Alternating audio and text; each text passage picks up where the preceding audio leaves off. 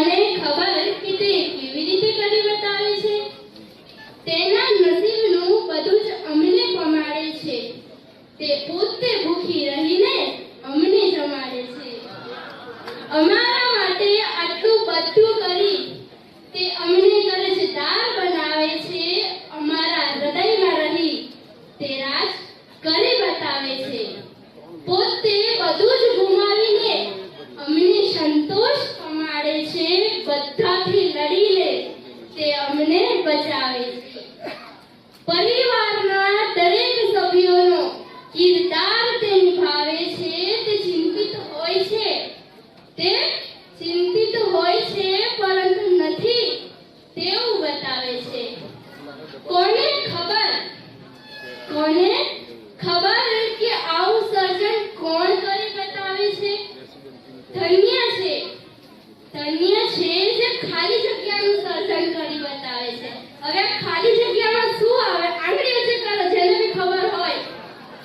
બસ આટલું જ બોલો. મારી કવિતામાં સમજ જ ના આવે. તમને પણ ખબર પડી ગઈ તો આંગળી વચ્ચે કરો તો મને બી ખબર પડી મારી કવિતા સારી છે કે નહીં. ઓકે ચાલો હું એ લાઈન ફરીથી રિપીટ કરું. ખાલી જગ્યામાં બધાને એ નામ લેવાનું છે, બરાબર? બોલો. ધન્ય છે જે માનું સર્જન કરી બતાવે છે. અરે તાલીઓ તો પાડો.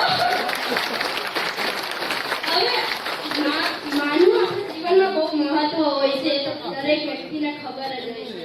હવે મા વિશે મારાથી જેટલું થયું એટલી કવિતા લખી. એમની ગમે એટલી કવિતા, ગમે એટલા નોટબુક, ગમે એટલું ભરીને લખો ને તોય ઓછું પડે. હવે આપણા ઈષ્ટદેવ એટલે કે શ્રી વિશ્વકર્મા દાદા, એમના વિશે પણ નાની એવી કવિતા લખવાનો પ્રયત્ન કર્યો છે તો એ આપ સૌ સમક્ષ રજૂ કરવા માંગીશ કે તમારું હૃદય તો બ્રહ્માંડ કરતા પણ વિશાળ છે. જેટલું અંદર ગોતવા જઈએ એટલું જ વિશાળ છે. તમારી નજર જાણે બધું જ જોવે છે. એ જ નજરમાં આ સમાજનું ભવિષ્ય જોઉં છું. જેમ જળ એ જ જીવન છે એમ તમે આ સમાજનું જીવન છો. જેટલા તમારા હાથ કોમળ છે એનાથી પણ સર્વશ્રેષ્ઠ તમારું કામ છે. તમે તો આ પૃથ્વીને ઘડી નાખી છે. અમને ગર્વ છે કે અમે તમારા વંશજો છીએ. હવે હું જે સવાલ પૂછું ને એની પાછળ તમારા વિશ્વકર્મા દાદા એમ બોલવાનું, બરાબર? જોરથી બોલજો. બપોરે જમ્યા છો ને બધા? ઓકે. હવે આ તો તમે આઈ થિંક આપણે જે ઇન્વિટેશન કાર્ડ છે એમાં લખેલું છે એટલે બધાએ ના વાંચ્યું હોય તો એટલા માટે હું કહેવા માંગીશ કે સોનાની લંકા કોણે બનાવી? અરે બોલો જોરથી. સોનાની દ્વારકા નગરી કોણે બનાવી?